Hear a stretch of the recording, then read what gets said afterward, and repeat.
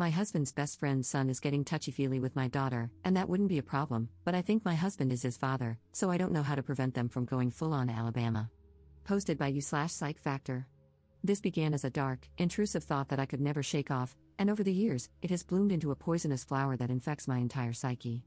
I, 42F, am married to my husband Luke, 43M, and he has a female best friend Amy, 43F. I met Luke in college, but he's known Amy since they were about 7. They do everything together and understand each other implicitly. They've always insisted that they are surrogate siblings. Naturally, I, as a new girlfriend, felt a little threatened by Amy and her closeness to Luke, but they both reassured me I had nothing to worry about, that their bond was not romantic and had never been intimate, that Amy really was just the sister Luke never had. I believed them, and it didn't take long for me to forget any insecurity I had about Amy. She became my friend too. She officiated our wedding. Luke and I have built a wonderful life together, and we've always had a strong relationship. After we got married and moved in together, we still saw a lot of Amy, and I was fine with that. I've spent many nights on the town trying to help Amy find a man, as she has always lamented how unlucky she is in love. Luke and I started having children after we were married, and around the same time, so did Amy. For further context, my children are Sophie, 15, Owen, 12, Louise, 10, and Carter, 6. Amy's children are Tom, 17, Haley, 14, and the twins, Adam and Jenna, 9. Now, Amy was not in a relationship at this point. She was not married. As far as I knew, she was dating but not consistently. As Luke and I had more kids and our family grew, periodically, Amy would find herself pregnant as well. This happened a few times, and Luke and I never knew anything about the father or fathers in question. I kind of assumed that maybe Amy was sleeping around and not keeping in contact with her one-night stands. Luke agreed this was probably the answer. While I did ask each time if Amy knew the paternity, she always said no, and she didn't seem that worried about the idea of raising kids on her own, so I didn't pester her. Of course, she had us to support her, so there was that. While Amy never asked for any help, Luke was never going to let his best friend struggle to stay afloat when she had children to raise. Financially, we are very fortunate and privileged. I have a job that pays handsomely, and Luke also had wealthy parents who already knew and loved Amy, so they were happy to provide for her. My in-laws defy all stereotypes, they are the kindest and gentlest people. So we were able to support Amy, to get her somewhere to stay with her kids. People might be tempted to call her a leech, but I never saw it that way, none of us did. She needed help, and we could provide it. I also know people are going to criticize her for her lack of responsibility and question why she never used more reliable birth control. Honestly, that's a long story I don't want to get into because even I don't fully understand her reasoning, but it was quite important to her that she never be on birth control and that whatever came of that choice, she would accept. It wasn't religiously motivated, I know that, but it held that degree of significance to Amy. She really did not want to take birth control. She's explained it to me more than once, but I'm still not clear on why. Of course, with Amy being Luke's best friend since they were kids, it's not unreasonable that they sometimes hang out together when I'm not there. Hey, that's fine. Sometimes I hang out with Amy one-on-one as well, though Luke does it more often. After all, she was his friend first. This included him going over to where she was staying and, at times, sleeping over there. Was I a fool to trust him and believe nothing was going on? Perhaps. But for years, they presented themselves as buddies, like siblings. I never picked up on any vibes between them, not ever. As one might expect, our children were brought up together. Not in the same house, our home is decently sized, but even we don't have room for 8 kids, but we made sure Amy's children met ours from a young age, and they always got along. Strong bonds of friendship have formed over the years, which is good, especially if I'm right and they share blood. I've been dawdling getting to the main point. Yes, I have come to suspect that Luke fathered at least one of Amy's kids, if not all of them. Frankly, I do suspect they are all his. I would never have believed my husband to be capable of such a thing, and he's given me no indication that he is the unfaithful sort. But he does spend a lot of time with Amy, and I have to confess I cannot remember ever seeing her with a real boyfriend over the years. She would talk to men at bars and parties, I would try to be her wingman, and so on. But nothing ever seemed to really happen. So when she got pregnant the first time, I was curious. When it happened again and again, I began to wonder if she had some sort of secret fella she didn't want us to know about for whatever reason. But I couldn't think of any reason why she would hide him, especially from her children. After Carter, our youngest, was born, Luke and I agreed that the time had come for him to have a vasectomy. Amy's twins had arrived just a couple of years prior. Of course, after the procedure, Luke and I continued to make love, but I no longer had to think about pregnancy. Meanwhile, Amy never got pregnant again after the twins. Is it a coincidence that Luke had a vasectomy and then both of us stopped getting pregnant? I don't know. But Luke would still visit her, and he wasn't just going to see her but checking up on her children as well. In general, I should have paid more attention to it sooner, but Luke has always acted like a father to them, especially as they've gotten older. He's the father they never had. He doesn't neglect me or our children, not one bit. He's doing double duty. On its own, the idea that he is a surrogate father to Amy's fatherless children isn't inherently suspicious. One could even call it noble. But it combines with a lot of other little things. There is appearance as well. I won't go into specifics of hair color, eye color, or unique physical traits, because I'd rather limit the identifying factors of the people involved and keep this whole thing as vague as possible. But suffice it to say, Amy's children, they certainly look like they could be Luke's. Kaylee has a very unusual allergy that Luke also has. The twins look very much like him, Adam in particular. The older Tom gets, the more I see Luke in his face and personality. While their race doesn't matter, the reality is that Luke is a different race than Amy, and Amy's children look pretty biracial. I could easily believe their father is the same race as Luke. That doesn't mean Luke has to be the father, but it sure seems like it. I have never voiced my anxieties to either Amy or Luke. I don't want to be the bad guy, and, guilty or innocent, I already know they would flatly deny my accusations and be hurt by them. Imagine if that drama reached the ears of my kids or Amy's kids? Either way, Luke continues to spend time with Amy and her children, just as her children spend time with mine. I've hinted to Luke that I feel needy for more attention and wish he wouldn't give as much to Amy, but he either missed my cues or pretended to miss them. I don't want to push the idea that he's favoring her, because it's not even really true. He's never neglected me for her. I just can't shake the feeling that Luke and Amy have been intimate before, likely numerous times. As far as I know, Amy never really wanted to be a mother, either. She wasn't opposed to it, and when each of her children came into the world, she instantly fell in love with them.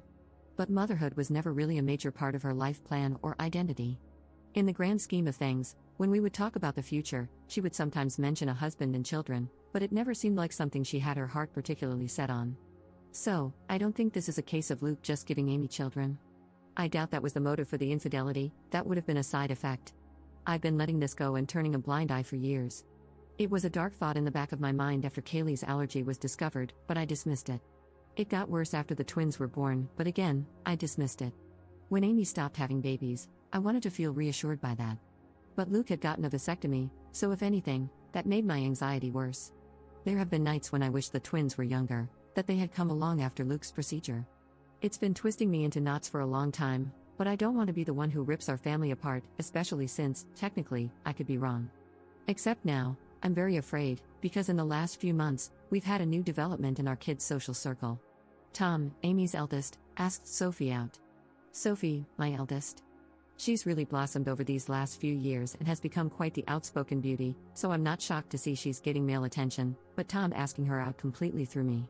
Sophie said no, but only because I'm quite protective when it comes to her exploring dating, and she knew she'd have to ask me first. I could tell she was flattered and intrigued by his interest and wanted to say yes.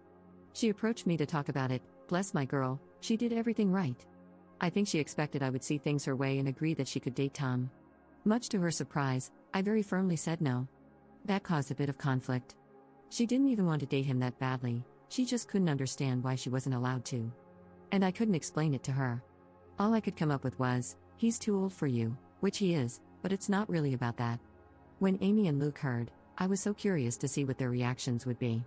If either of them had agreed with Sophie and tried to convince me that the two of them should be allowed to date, I think I would have been relieved and taken that as proof that I was wrong about something going on between them, wrong about who fathered Amy's children. But the ambiguity continued. They took my side. Both of them put their foot down, though not as fiercely as I did. Luke agreed with me, but he also worried that trying to forbid such a romance would only make Sophie want it more. He's probably right about that. Amy seemed more apathetic to the idea. She didn't want Tom to date Sophie either, and she backed me up, but I don't know, she just wasn't taking it as seriously.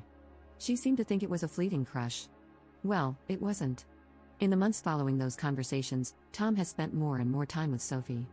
They've been alone, or with other friends, whenever they possibly could.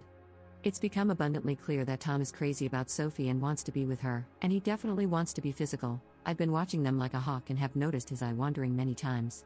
While I'm doing everything I can to nip this budding romance in the crib, I also feel somewhat powerless. Sophie hasn't outwardly defied me, she's still just hanging out with Tom as friends. Forcing them to stop spending time together would seem unreasonable and probably encourage more sneaking around. But I'm so afraid that they're already doing just that. My nightmare is that they're secretly dating, doing who knows what when no one is looking. I've observed Tom being rather handsy with Sophie, and she doesn't seem to object at all. And I just don't know what to say. I had considered trying to convince Sophie that Tom is like her brother, but if she doesn't see him that way, I don't really have the power to rewrite their emotional dynamic or the history of their friendship. I've always seen Amy and her children as being like family, but my kids might see Amy's kids more as best friends. The problem, of course, is that if I'm right, if my husband has indeed been carrying on an affair over the years and is the father of Amy's children, then Tom and Sophie cannot be anything more than friends, under any circumstances. End of discussion. It can never happen. But I feel powerless to stop it. Luke has apparently talked to Tom about this, as has Amy, but he is unrelenting and won't give up on Sophie. I think she enjoys the attention and devotion. Tom has even confronted me, asking why I'm so against this when I know him well and know he would be good to Sophie. I didn't know what to say, other than to fall back on her being too young for him. But that won't work forever. If, God forbid, they're still attracted to each other in a few years, they'll pursue this with abandon, and once they're legal adults, there will be nothing I can do about it. Amy and Luke agree with me that Tom cannot date Sophie, but that's all they've really done. They seem to feel just as powerless as I do to prevent teen love. Sometimes, it genuinely feels like they've just given up, choosing to bury their heads in the sand and hope the feelings pass as Tom and Sophie get older. Sure, they're in high school, and it's unlikely Tom will be in love with Sophie forever. But my fear is that she'll let him do something intimate with her before that time comes, something neither of them can take back. I am this close to opening a door I cannot close, this close to screaming at Luke that none of this would be happening if he hadn't cheated on me all these years. If he hadn't been all but raising a second family with his surrogate sister behind my back. Now Luke's son wants to smash our daughter, his actual sister, because as far as he knows, she's just his childhood friend. And it's all Luke and Amy's fault for what they've done. If I speak up, everything gets blown to hell. On the off chance that I'm wrong, I'll be a horrible monster who accused the love of my life and one of my closest friends of doing something unforgivable. If I'm right, it still tears our entire structure apart. The family and social unit we've built over the last several years will be gone, and everyone will be stressed and upset, even if Luke and I don't divorce. If I do nothing, Sophie is eventually going to sleep with Tom and be his girlfriend, and I'm terrified it will happen sooner rather than later, or worse, that it's already happened under my nose. I hope to hell this relationship fades as they mature, but what if it doesn't? What if they stay together for years? What if they marry and want to have children someday? If I tell Sophie the truth about Amy's kids, then everyone else will find out too, and it will ruin so many lives. It would shatter my kids' perception of their father and their Aunt Amy. Luke is Owen's hero. I can't even bear to think about how much this would hurt him. And what about Amy's children? They are innocent in all of this. They didn't choose where they came from, and I don't want to hurt them. Even though I'm not happy with Tom at the moment, a week ago, I saw him put his hand on Sophie's thigh, and I wanted to knock his teeth out. He doesn't deserve the burden of knowing that the girl he's been fantasizing about is his half-sister. It's also messed up, and I don't know what to do. I've been looking the other way and letting my husband and his best friend insult me for such a long time. I thought I could live with it, but this situation with Tom and Sophie has me deeply distressed. Update 3 days later. First of all, wow, I did not expect my post to get as much traction as it did. I was half worried that someone in my family or social circle might find it, especially when someone alerted me that the post had been shared on Facebook. But, as far as I can tell, no one in my family has seen it. I want to thank all of the kind commenters who wished me well. To those who were more frustrated with my indecision, I get it, but I was dealing with an uncertain situation, and the stakes were incredibly high. I felt like no matter what choice I made, something could, and likely would, go wrong. I've spent the last 5 years imagining different scenarios based on various ways I could handle this, if I ever decided to act on it. To everyone who is clamoring for an update, I have one for you. I previously said that I was going to do a secret DNA test and had decided on that course of action. In the end, I couldn't go through with it, and now I regret that because the window to do so has essentially closed. It felt out of line for me to do that to another person's child behind their back. Ethically, it was dicey. I've since consulted with my lawyer, as many commenters suggested, and she advised me against it because, no matter the results, it could make me look bad in a potential divorce proceeding. But I really wish I had done it anyway and just not told anyone, because I so badly need to know, and I still don't know for sure. Likewise, I wanted to tell Sophie in confidence, but the more I thought about it, even that seemed over the line. It felt wrong to plant such ideas in her mind about her father without even talking to him first. So, what I ended up doing was confronting Luke and Amy. Many comments suggested this as well. I finally told both of them that we needed to have a serious talk. It felt counterproductive to approach just one of them, because I figured they would tell the other in their own words before I could properly prepare. I wanted them both to hear what I had to say. Once all the kids were at school, I laid out all of my suspicions and the reasons for them. I made it clear how much I loved both of them, but that a combination of clues had led me to notice the similarities between Luke and Amy's children, and I didn't even list all of them in my original post. For example, Luke has been a sleepwalker in the past, and so have Sophie, Tom, and Adam. I told them, over and over, how much they meant to me and how I didn't want to believe it, but the thought had crept into my mind in the past. How I had dismissed it before, but now, with Tom and Sophie having crushes on each other, it became necessary to ask the question. So I asked if they had ever crossed the line, if Luke had ever been unfaithful, if there was even the slightest possibility that any of Amy's children were his. I was just trying not to cry. They reacted exactly as I would have expected. Their responses were so perfect and well rehearsed that I genuinely can't tell if it was honest emotion or powerful gaslighting. Amy was more upset than Luke, at least, more outwardly upset. She was angry, offended at the accusation. Luke just seemed heartbroken by it. Maybe they were acting, but I don't know. Somehow, they had reasonable responses to all the points I brought up, and they asked questions I didn't know how to answer. Why had I never objected to them spending alone time together before, and why did it suddenly bother me now? Do Amy's children really resemble Luke that much, or are traits like hair color pretty basic to share in common? The whole family had always treated Amy and her kids as part of our unit, and I had even commended Luke in the past for stepping up and being a father figure to Amy's kids since they didn't have one, so why was I now saying it was a bad thing? What exactly did I want them to do? How could I think such a thing about them? And why had I waited so long to say something? Luke was more understanding than Amy. He respected my feelings, or at least he acted like he did. Amy, on the other hand, seemed to feel more betrayed by what I said. I ended up apologizing several times, even though I'm not sure I did anything wrong.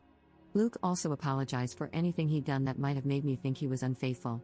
When I asked Amy more pointedly, if not Luke, then who had fathered her children, she snapped back that it was none of my business. I could tell she was in no mood to get personal or vulnerable with me after my accusations. I'm not proud to say that I lost my temper and said that after everything we had done for her and her children, such information wasn't a lot to ask, perhaps she owed it to us. I regretted the words as soon as I said them. Amy shouted back that I had never done anything for her, that it was Luke and his parents who had kept her afloat all these years, not me. She launched into a longer tirade, accusing me of always acting superior to her. I don't believe I did that, though it's possible I unintentionally gave off that vibe. Luke did his best to calm her down, but the tension in the room was undeniable. I don't know, I just don't know. It's driving me to the edge of madness. There is a way to be certain, of course, not certain of my husband's fidelity, but of the paternity of Amy's children. So I asked Luke, for my own peace of mind, for the sake of our daughter, and for our family unit, if he could please get a DNA test done, a paternity test. I went on to explain that I knew he disliked and distrusted such things, but I really needed this. I could see the pain in Luke's eyes. Maybe it was an act, but he seemed genuinely hurt that I was asking for this, that his word, that he had always been faithful, wasn't enough for me. But, very reluctantly, he agreed to participate in a DNA test. Unfortunately, Amy did not agree, and that's where we hit a roadblock. I was afraid of this. Amy was infuriated at the entire concept and told me in no uncertain terms that I would not be getting samples of her children's DNA. She basically told me to go F myself for even asking. I pressed Luke, but honestly, he was a bit useless in this situation, though probably right. He tried to convince Amy, but she wouldn't hear of it. When I pushed him for further support, he kind of shrugged, saying he couldn't force her to get the tests done. And he's right, if she refuses, that's really a dead end. I've looked into it quite a bit and even consulted my lawyer. There's no way to proceed without Amy's cooperation. The problem is, Luke could, in theory, petition the court to demand a paternity test for Tom and the others. The issue is that to do this, he'd essentially be admitting that he slept with Amy and believes her children could be his. That would be the version of events he'd have to maintain. But Luke has staunchly insisted that nothing ever happened with Amy, that he never cheated on me. Whether or not he's being honest about this is another story, but he'd have to go on record making a claim that he isn't prepared to make. He is certain the children aren't his and has no intention of fighting for custody of them. So, even though a legal route exists, Luke won't pursue it because it would contradict his insistence on being faithful. So, no judge is going to compel Amy to submit DNA samples from her children. Tom is also old enough that his consent would be required, and if both he and Amy refuse to participate, it's unlikely Luke would have a case. He'd have to target one of Amy's younger children, like one of the twins, but he doesn't want to do that. He's unwilling to take his best friend to court to prove something that, in his words, he already knows isn't true. Luke is asking me to please let this go and trust him because pursuing it further will fracture everything. And according to my lawyer, it's not realistic anyway. For Luke to establish paternity, he would have to admit to an affair in the first place, and he's not willing to do that. If he did, that alone would be all the proof I needed to confirm my suspicions, even if I would need more for a court case. I pressed Luke further about Tom and Sophie, insisting that I didn't want them dating. Luke agreed, and apparently, Amy still agrees. Luke plans to have a serious talk with Tom and go into protective Papa Bear mode. Among other things, he's going to remind Tom that once he turns 18 in a couple of months, being intimate with Sophie will literally be a crime. I wouldn't actually press charges, as I know Tom wouldn't do anything against Sophie's will, but I'm not above implying the threat, and thankfully, Luke isn't either. I did ask Luke if he'd be open to potentially swiping a sample of Tom's DNA for a private paternity test, but he was very hesitant. Like me, he views it as unethical. He also pointed out that if we did this and Amy found out, it would likely mean the end of our friendship with her. Luke believes that things are still in a salvageable state, where Amy and I could reconcile and become friends again, and I can see how much he wants that to happen. But if I did a DNA test on Tom behind Amy's back and she found out, she would likely hit the roof, and honestly, I wouldn't entirely blame her, though I'd be very interested to see the results. Luke ended up going to see Amy and spending the night. I know you're probably cringing and throwing up your hands, and trust me, I wasn't happy about it either.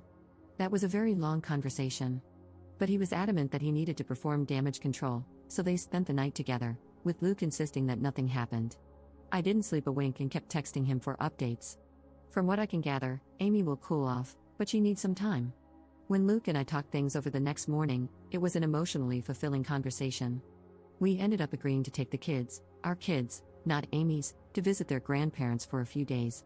It was an impromptu visit, but we've done it before, and they were delighted to have us. I really just wanted our family to spend some time together, away from Amy's side of the family, so to speak. I always love seeing my in-laws. I'll refer to them as Jim, 75M, and Kat, 67F. I know Reddit is famous for stories about the mother-in-law from hell, but in my life, that couldn't be further from the truth. I feel safe with them, to the point that, when they noticed how distant Luke and I seemed from each other, I finally relented and confessed my fears. I told them about my anxiety, that I suspected Amy and Luke might be having an affair, and that Amy's children could be his. Here's where things got a little interesting. When I told them what I was feeling, Kat gave Jim this pointed look and let out a big, dramatic sigh. It turns out, Kat has had similar misgivings to mine. Over the years, she's genuinely suspected that Luke and Amy were closer than they'd ever admit, and that they may have crossed the line in the past. Jim, on the other hand, refuses to even entertain the idea. He's always insisted that Kat is seeing things that aren't there, maintaining that Luke and Amy are like siblings and would never do such a thing.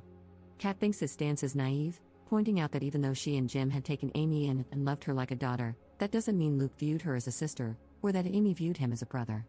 Jim continued to insist that Luke and Amy have always been like siblings, and I could tell he and Kat had already had this conversation before. They kept going in circles, with Kat getting exasperated. She pointed out that, surrogate siblings or not, Luke and Amy aren't actually brother and sister, so nothing would have stopped them from being physical together if they felt mutual attraction. At that point, Jim just sighed and walked away from the conversation. It became clear that Kat has privately wondered for years whether Amy's children might have been fathered by Luke. This is part of why she has always treated them as her grandchildren. To be clear, I never minded that. I also don't fault Kat for not voicing these concerns to me sooner. She had no proof, and she saw far less of Luke and Amy's closeness in our adult lives than I did. As for the kids, they're doing all right. I don't know what Amy told her children, but the general consensus, the official version of events, is that Amy and I had a fight and need a break from each other. That's what Luke and I told our children. When they pressed for more details, Luke defended me and shut down further questions, saying it wasn't their business. I'm not sure if Amy stuck to that version, but our children and hers still have each other's phone numbers and social media, so they've presumably been in contact over the last couple of days. I suspect my kids have kept Amy's kids in the loop with any updates, and if Amy had told them anything significant, they probably would have relayed that information to my children. It's clear that Sophie and Tom are still very close. I did try to talk to Sophie about it more, but the timing was off. She rejected my counsel and interpreted my reinforced reluctance as being related to my fight with Amy. Sophie insisted she wasn't dating Tom, though I'm not entirely sure if that's true, but she made it clear that she was going to remain close friends with him. While she's not usually a disobedient child, she put her foot down on this one. To be fair, I can't really justify separating them or forbidding their friendship, they've known each other for years. Luke agrees with me on not allowing them to date, but he doesn't support the idea of preventing them from hanging out altogether. I wish I had a more definitive update. If anything significant happens in the next few days, I'll let you all know. I'm mostly just kicking myself for not going through with the secret DNA test, even just for my own peace of mind. Now, I feel like I've lost the only opportunity to get definitive proof one way or the other. Second update 1 day later. I didn't expect to have another update so soon, but after posting my last one, I did a lot of thinking about my kids. I ultimately decided that, whatever else happened, I needed to warn Sophie about the situation, and do so immediately. To hell with what it meant for Luke or the fallout with the other kids. Sophie needed to be aware of what she might be getting herself into. So, I discreetly kept Sophie out of school. Last night, we went back home, and this morning, I dropped everyone else off but saved Sophie for last. Instead of taking her to school, I drove past it and told her we needed to talk. That's always a frightening thing for a teenager to hear from a parent, but I quickly reassured her that she wasn't in trouble. I explained she needed to know the truth about why Amy and I were fighting and why her dating Tom was out of the question. I very gently told her that, because of Luke's closeness to Amy and the striking resemblance Tom bears to him, I had come to suspect that Luke and Amy may have been intimate at some point. I explained that if there was any chance Tom's father was actually Luke, then her dating him would be a significant problem. Sophie was quiet during all of this, and even after I had stopped talking to let her respond, she paused for quite a while before she finally said that we needed to get Tom and discuss this with him as well. I had no objections, so she texted him to meet with us. They're both skipping school today, but Sophie gets straight A's, and this is extremely important, so I looked the other way. Tom came to meet us, and Sophie had me relay what I had told her to him as well. I apologized to him for any indication I might have given that I didn't think he was good enough for my daughter, and to both of them for not telling the truth sooner. Tom and Sophie just gave each other this oddly knowing stare. And that's when they blew my mind. Sophie spoke first, with Tom backing her up. They revealed to me that, in fact, they had already known about Luke and Amy, or at least they had strongly suspected. Apparently, Tom had overheard conversations that were questionable, as well as the sounds of intimacy from Amy's room, sounds he would rather forget, but all signs pointed to Amy's lover being Luke. Tom had wondered for a very long time, and back in January, he finally voiced his fears to Sophie. She agreed with him. She had also noticed a strange sort of closeness between her father and his mother. They agreed that Luke was likely having an affair. They also agreed that, because of Kaylee's allergy, Luke might very well be her father. And if Kaylee was Luke's daughter, the rest of Tom's siblings could be Luke's as well. Tom could be Luke's kid himself. The math led them to the same conclusions as mine. So Sophie and Tom came up with a little plan. As it turns out, they are not in love. They never were. They're still just best friends, but they had the same instinct as me. They didn't want to blow up our entire family and social circle without more direct evidence, which Tom has been working on acquiring. Though Sophie very much wanted to tell me the truth, she was hesitant because she knew it would shatter me. She had no idea I was already suffering in silence. Sophie apologized for not voicing her suspicions sooner. Honestly, we both cried, and I made sure she understood that none of this was her fault and that I loved her very much. So, the bottom line is, Sophie and Tom already know they could be half-siblings and aren't actually interested in being a couple. That was their idea for how to rock the boat, to force Luke and Amy to do something about the situation rather than just keep making a fool of me. I also think it was Tom and Sophie's way of punishing them for their affair. Teenagers can be vindictive. So they concocted this idea that they wanted to date. Every flirtation I witnessed, every inappropriate touch, apparently all staged, and for the benefit of Luke, Amy, or both. This was supposed to make them sweat, and Sophie and Tom expected they would jump out of their seats to forbid it from happening. When I was the one who did instead, it kind of threw the kids for a loop. They couldn't understand why I cared more than the actual cheaters. They began to suspect that maybe I knew. Tom confronting me that one time about why can't I date Sophie was him trying to gauge if I knew or not. Maybe I shouldn't be surprised. Sophie and Tom have always been close friends and confided in each other. Maybe I should be a little more concerned about how sneaky they've been, but honestly, I'm just so relieved they're not dating. Sure, they could be lying to throw off the scent, I guess, but they already knew they're likely related and didn't even blink when I told them. We even had a bit of a laugh together when Tom mentioned how he had been a little offended that I was so against him dating my daughter before. I kind of jokingly asked him, "So you don't think she's gorgeous?" And Tom, bless his heart, shrugged it off, saying, "She is, but so is my English teacher, and I'm not asking her out either." Either way, the question now is, where to go from here? We have to figure that out. I will say it's such a relief to have told Sophie, and I feel like an elephant has taken one of its feet off my chest. Having her in my corner, and Tom in my corner as well, means a lot to me. Even though I've basically just had it confirmed that Luke is sleeping with Amy, I kind of already knew that anyway. So now it's just a question of how to proceed. Tom has already volunteered to submit his DNA so I can compare it to Luke's, and both he and Sophie advise me not to tell Luke and Amy when I do this, which I agree with. They're both completely on my side, which means more to me than I can ever express to them. Tom has also been trying to set up a camera in Amy's room to catch her and Luke in the act.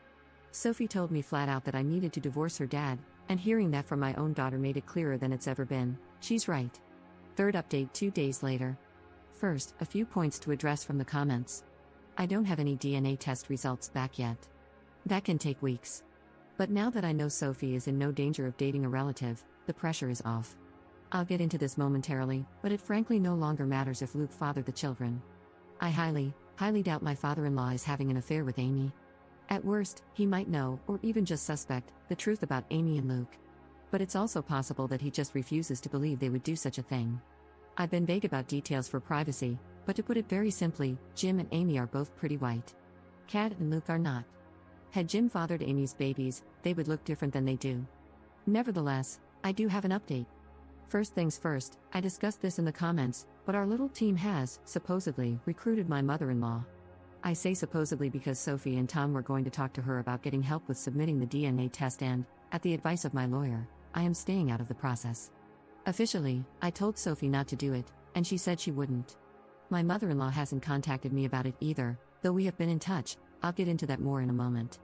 The bottom line is that I can honestly say I had no knowledge of any DNA test. Another bit of good news, I was digging through the paperwork in preparation for my divorce, wanting to get a head start against Luke, and one thing that came to my attention is that my name is on the paperwork for our home. Luke's name is not. I was the one who bought the house, and we always planned to add Luke onto the paperwork at some point, but we never got around to it, and eventually, the idea was forgotten. It was my lawyer, Paige, who pointed this out to me, and it felt like finding a winning lottery ticket on the ground. I don't know where I'd be without Paige. She's a dear friend from college who I reached out to, hat in hand, for help. She's been there for me this past week, not just as legal counsel but as the friend I really needed right now. The thing is, she's not our lawyer, mine and Luke's. We have our own family attorney who has helped us out of jams in the past. We clashed with our HOA a few years ago, not worth getting into right now, but Paige is a lawyer who specializes in family law and has handled divorces before. Luke remembers her from college and knows she went into law but doesn't know she's a divorce attorney. So I can have her over for coffee like we're just catching up, and he has no idea anything is going on. Turns out, he's not the only one who can hide someone under his spouse's nose under the guise of being a friend. So, onto the update. The last time I looked at Luke's phone was 3 months ago, around the time Sophie and Tom began claiming they wanted to date. I found nothing. While I know how to search for recently deleted photos and didn't see any, my comments taught me how to find recently deleted messages. So, when Luke was asleep, I did just that. I swiped his phone, brought it downstairs, and checked the recently deleted messages. I'm glad I did, but I also wish I hadn't, because I'm still reeling from the pain. Sure enough, a conversation with Amy had been deleted. Recent texts discuss the conflict between her and me, with Amy describing me as a problem and Luke trying to pacify her, without defending me at all, to be clear. They both alluded to how they had expected this for a while and just hoped it would never happen, presumably, me accusing them of having an affair. While the whole conversation, and the fact that it was deleted, was sketchy, nothing was outright admitted. So I scrolled a bit higher, to a few days before the fight. Amy's messages became a bit more flirty. Then I saw it, 5 days before I confronted them. Amy had sent Luke a selfie wearing nothing. Guys, I teared up. I knew it was true, I knew it in my bones, but seeing the proof still cut me like a hot knife. I exited the Messages app and checked Luke's recently deleted photos. Sure enough, the same selfie was there, along with others. Amy in various poses to show off. There were pictures of the two of them together, cuddled and pressed close like a couple. In some of these, she wasn't wearing anything. In some, they both weren't. There were videos. Amy sent Luke a video message of herself in her birthday suit, and I had to actually hear her voice, talking to him in a tone that made me sick, about how she was sending him a quick video to help him get through the day. In more than one video, she called him her boo, and hearing her call him that, I almost vomited. I stopped looking at that point. I'd seen enough. For about 5 minutes anyway, then a strange compulsion to keep searching led me to check Luke's laptop. I knew enough of his passcodes to access his iCloud storage and, yeah, basically more of the same. There were letters, long letters between them. I didn't have the heart to read past the first few lines of one of them, but I did read Luke mention our children. There were countless images of Amy, selfies of them together, videos where Amy appeared to be touching herself, and there were even smashed tapes of the two of them. Tom had previously offered to try and hide a camera in Amy's room, but, hell, he never needed to. Luke was hiding a whole treasure trove under my nose all along. I scrolled and scrolled. There were so many, going back years. Not all of it was dirty. There were some photos of Amy's kids too. One video was of Kaylee and the twins playing together when they were younger, with Luke and Amy's voices behind the camera. There were even old pictures of Luke and Amy from when they were younger. I'd even say teenagers. I snapped. All these years, I had been telling myself I had to be wrong, that it couldn't be true. Well, it was true. I know no one forced me to look at as much of the evidence as I did, but I'm still hurting very badly from having seen it, and in that moment, I wanted to act, so I did. I called Paige, my lawyer. It was the middle of the night, so I had to call her twice, but she picked up. Though I had woken her, when I asked her to come by and said it was an emergency, she agreed. I also asked her to draw up the paperwork and have it ready. She told me she'd already had it prepared since I first reached out to her. As I waited for her, I went through the necessary channels on Luke's laptop to make sure he wouldn't be able to remotely disconnect our access to his little stash, changing passwords and all that. Paige arrived, and I went outside to greet her in the car. I spent a good half hour in the passenger seat just crying, and she was great about that. Afterward, I passed her Luke's phone and laptop, with all the information she needed to use them. She warned me that this could be considered theft, so I asked her to forward and print out copies of everything she could and then bring the items back, because I just couldn't bear to do it myself. She agreed. I went back inside and then packed up Luke's things while the house slept. At one point, Owen got up to use the bathroom and asked me what I was doing, but I told him I was just cleaning. Luke stirred once or twice while I was in the bedroom but didn't wake. I got most of his things packed into trash bags and loaded up the car. That's when I woke him up and told him to come outside. He was confused and half asleep, but he did notice things were missing. I ignored his questions and just told him to come with me, so he followed me outside. Once we were by the car, I pulled out the divorce papers and officially handed them to him. That was when he figured out what I was doing, and he tried to talk me out of it. He tried to be sweet with me, to be tender. He kept insisting that he loved me and that there had never been anything with Amy, continually trying to persuade me not to tear our family apart. Even 2 weeks ago, I might have wilted under him because the manipulation and gaslighting were truly masterclass, but I can see through it now. I didn't tell him that I knew he was full of it. I didn't tell him what I had seen. I just told him we were finished. He tried a different approach. He refused to go, firmly stating that our children were his too and that even if we were separating, I had no right to just decide the kids would stay with me over him. This was when I very coldly presented the paperwork, reminding him that the house is in my name, and told him under no circumstances would my kids be staying with Amy. He argued for a while longer, but in the end, he decided to be the bigger person and keep the peace. At that moment, I didn't care where he went. Before he left, he did ask about his phone and laptop, and I waved him off by saying they were in one of the bags. I couldn't sleep for the rest of that night. I cried more. Eventually, I realized I'd have to wake my children up early and explain as much as I could. Naturally, I woke Sophie first. I told her that I had kicked her father out and discovered evidence of an affair on his devices. I didn't specify what kind of evidence, and she didn't ask. I then woke up the others and gently told them that their dad had gone to stay somewhere else for a while. I wasn't sure where, but from now on, things were going to be different. Louise was the one to ask if we were getting divorced, and I couldn't lie to her. I told her yes. Owen asked when they could see their father again, and I wanted to cry. Sophie was a big help, urging her siblings to be sympathetic to me right now and worry about Dad later. I knew better than to poison them against their father. Paige had warned me about that as well, so I only told Sophie that the affair was confirmed, as she had already been in the know. However, as the kids were getting ready for school, Owen approached me and asked point blank if it was about Amy, and if Luke was going to be with her instead of me. I couldn't answer, but I suppose that was an answer on its own. I got the kids to school, and my next step was calling to have the locks changed. I knew Luke would be back for his devices before long, but thankfully Paige returned with them before he showed up again. It was a very quick visit. She just told me that everything was accomplished and that she had records of everything we would need in court. Sure enough, Luke turned up an hour later, demanding to know where his laptop and phone were. I had set them back in our bedroom like they had never moved, and I just told him he had forgotten them. He insisted that I had said they were in one of the bags, so I shrugged him off and told him I must have been mistaken. After he grabbed them, he tried again to reason with me, but I just showed him the door. I knew the kids would start coming home from school soon, and I think he was trying to delay leaving so he could see them. I wasn't having it. I started shouting again and sent him on his way. I'm still in absolute pain and despair over what I saw. I don't know if he'll realize that anyone went through his devices and made copies of the evidence or if he suspects I saw anything, but he didn't say so. After he left, I cried once again. I talked to my mother-in-law that night. Apparently, Luke did show up at his parents' house, which surprised me since I was so certain he'd stay with Amy. But maybe even he knows how suspicious that would look to the children and doesn't want to rock the boat too much.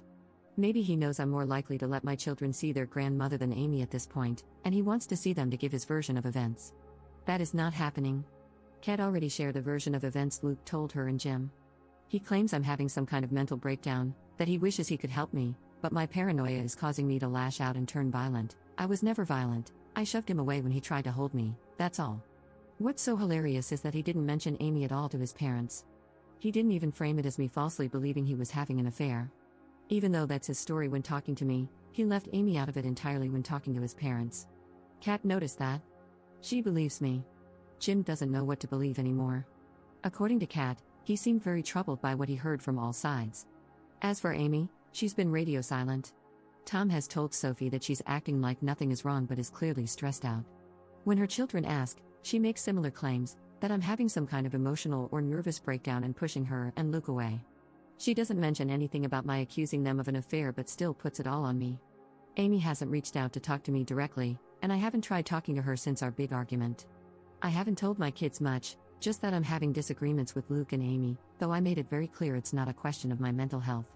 Honestly, I think they all kind of know what's going on. Sophie continues to be my rock, as I try to be for her and the others, and Tom continues to be our spy in the ranks. Right now, my biggest regret is the stress this is causing the children, which I knew it would, but it still needed to be done. My life has fallen apart, but it was never my life.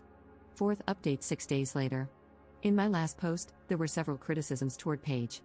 You guys will like this update because, as it turns out, you weren't the only ones who had issues with her.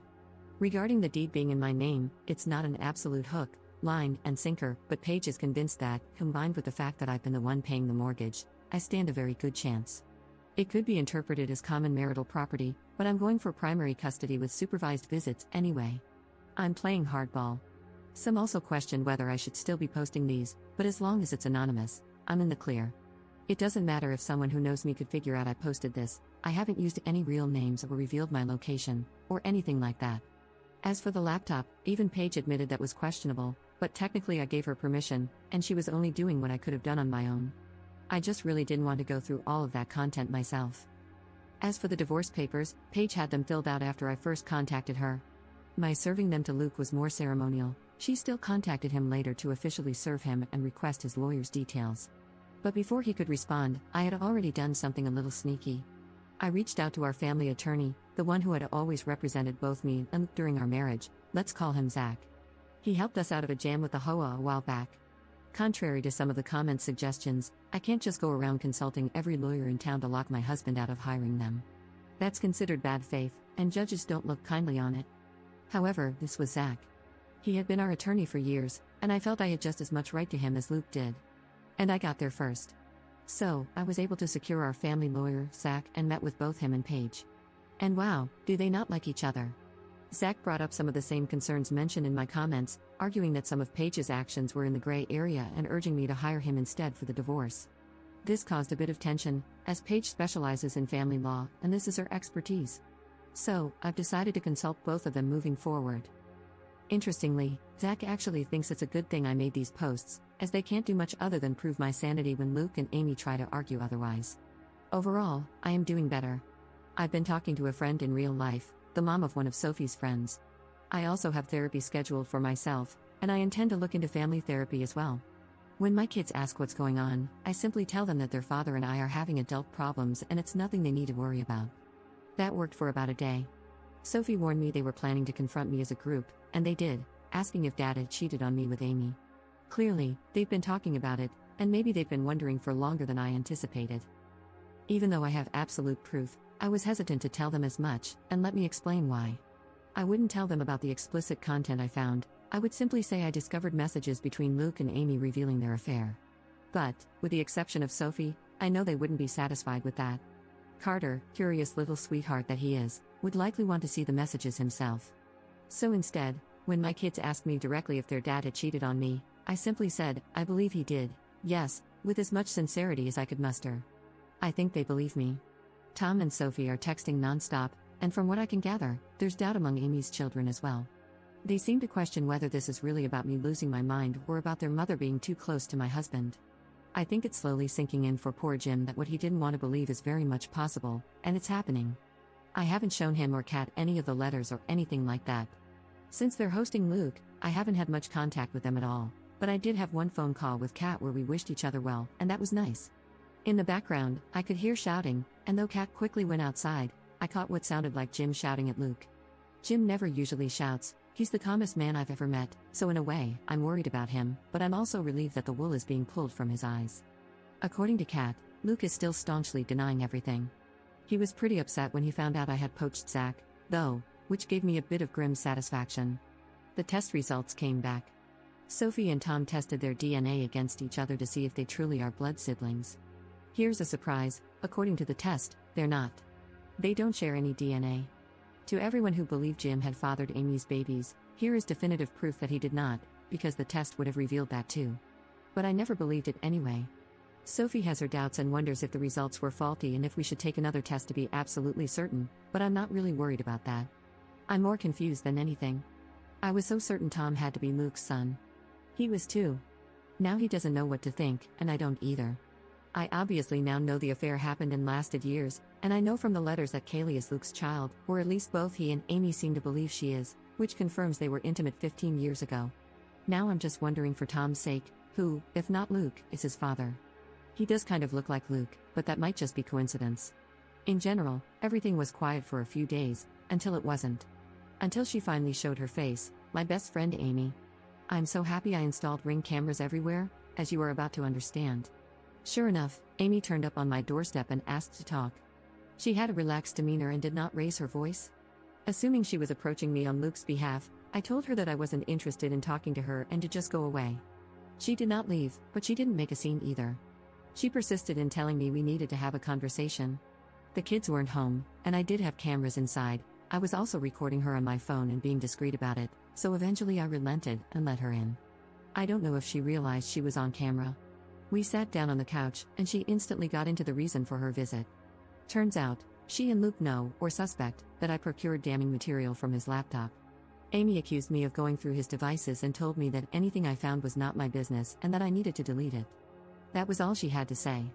No apology, no admission of guilt, didn't take responsibility for her own behavior.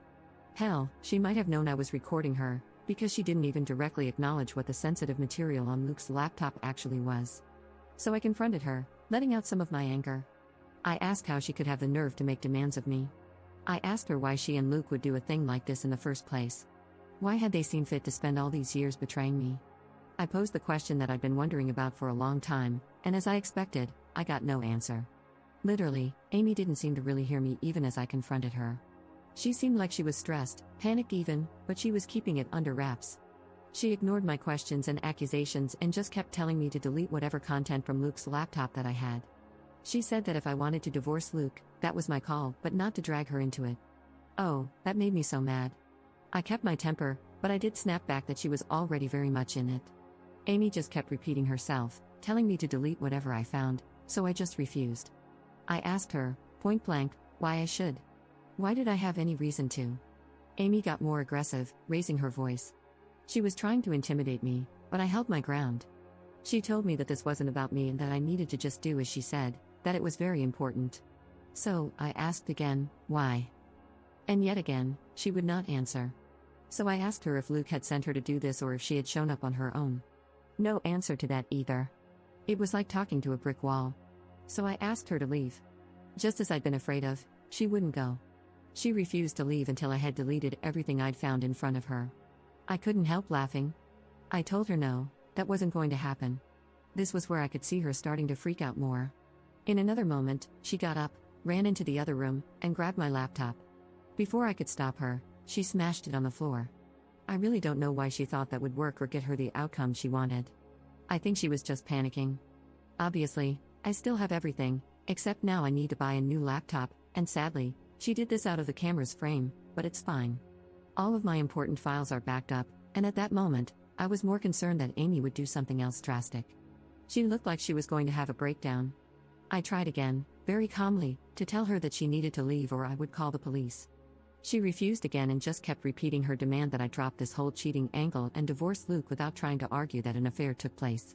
At that point, I just stared at her, the woman I had considered one of my dearest friends in all the world. And I told her that I didn't owe her anything, but she owed her children the truth, that they had the right to know where they came from, who Luke really was to them. Amy bristled and told me it was none of my business, that I didn't understand her family and I needed to back off. She kept going back to this idea that I could divorce Luke, but I must not claim he'd had an affair with her. I just told her that I didn't need her permission to handle my divorce as I wanted, and told her again to leave. She got more and more desperate, and her anger escalated to the point that she physically attacked me. I did not expect her to actually do this. I'm not much of a fighter, but I do know the human body pretty well and where it's weakest. She hurt me pretty badly, but I got her off me. That part was entirely on camera, and the whole audio was recorded on my phone. She finally left after that, and I immediately called to file a police report. I had the strangest feeling she'd try something similar and wanted to beat her to the punch. I was able to clean myself up by the time I had to face my kids, and while I downplayed the story, I did not lie to them about why I had a black eye. I told them, for their own safety, to steer clear of Amy. I also sent the footage to Paige and Zach, as well as pictures of my injured state before I cleaned up. They've also printed out the letters that reference Kaylee as Luke's child. I really feel like Amy just screwed herself over on all this. I don't know what her motives were. Was she protecting Luke? Was this his idea? Does she just really not want the world to know she's a homewrecker? As if people didn't know already? The more of my social circle I talk to and inform of the basics, the more people are confessing that they had wondered in the past if Luke was cheating on me but didn't have any concrete proof. I suppose Amy doesn't want her kids to know who fathered them, which does line up, but I'm still not sure about Tom. I didn't ask Amy about him in particular. 5th update 6 days later. Hey guys, it's been a rough week. A lot has happened. I don't really want to talk about all of it in detail, so I'm going to keep this short. I know I never shut up, it's just how I am, but I'm going to be much more brief this time around. Luke has a lawyer now. I don't know him, but he met with Zach and Paige.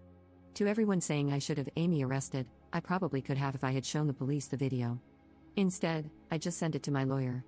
Maybe this makes me foolish, but even now, I think part of me is still trying to protect people I once loved and go easy on them. But everything's been on hold for the past few days, because Jim had a heart attack. I saw Luke and I saw Amy, and Amy's kids, at the funeral. It was the first time we were all together since before all this happened. Nobody talked about what's going on, short of Amy briefly apologizing for what happened before. She did seem sincere, I'll give her that, but I wasn't about to call her out anyway. Amy, Luke, and Kat all seemed pretty devastated. I was too, but we all agreed not to argue or talk about the divorce and to just let the day be a ceasefire to focus on Jim. Luke and I had a nice conversation about him. I've been spending time with my kids and taking a couple of days off work. I have enough on the back burner. Luke also saw the kids twice, before and after the funeral, with me present. It went well. At my direction, and Sophie's, they didn't mention Amy, and Luke didn't try anything funny with any of them. I think he does miss them and hate that he can't see them, thanks to all this. The kids are also pretty upset about losing Grandpa, on top of not being able to see Dad as much as before. I don't think any of them blame me, but that's far from the point, frankly. Carter slept in my bed the last 3 nights. I'll get more into this in the future when I have the energy to talk about what's going on in more detail, but whoever suggested that Kat lied about the test results was correct. She never sent them in. She confessed as much to me. I guess she didn't feel comfortable going behind her son's back. But she felt comfortable lying to me to protect him? Until she didn't, until she felt guilty, and she came clean. Under the circumstances, I'm not angry with her, but I know better than to trust her anymore. As far as I know, she did not tell Luke about the test, but it means Tom could still be Luke's son, probably is. My lawyers finished going through Luke and Amy's letters with a fine-tooth comb. The bottom line is they definitely found what it was that Amy didn't want me to see, and I now completely understand why she was so panicked. It has to do with why Amy and Luke didn't marry conventionally. They did something very bad. But this is genuinely something that I'm not sure I should be talking about, even on an anonymous internet post. I haven't even been able to collect my feelings about what Amy and Luke have done, especially with everything else going on, so I don't know if I should be more explicit. I'm sorry, I know that's not what anyone wanted to hear, but please try to understand. Paige agreed with me that when in doubt, don't post it. I've told my lawyers to put a pin in it for now because I'm in no fit state to figure out how to proceed with it or if I should use it against them. I'm just feeling like crap, honestly. It's difficult not to blame myself for Jim. I can only imagine Luke and Amy are blaming themselves too. I know they're bad people. I don't forgive them. But this tore them apart as it did me, and I think all three of us feel like the divorce stressed Jim out to the point where it may have contributed. He already had heart disease. And in particular, I blame myself for showing him what I showed him. I showed him proof of the affair shortly before he died. I'll be carrying that with me for a very long time, even if I shouldn't. I'll update again whenever I do. I'm sorry.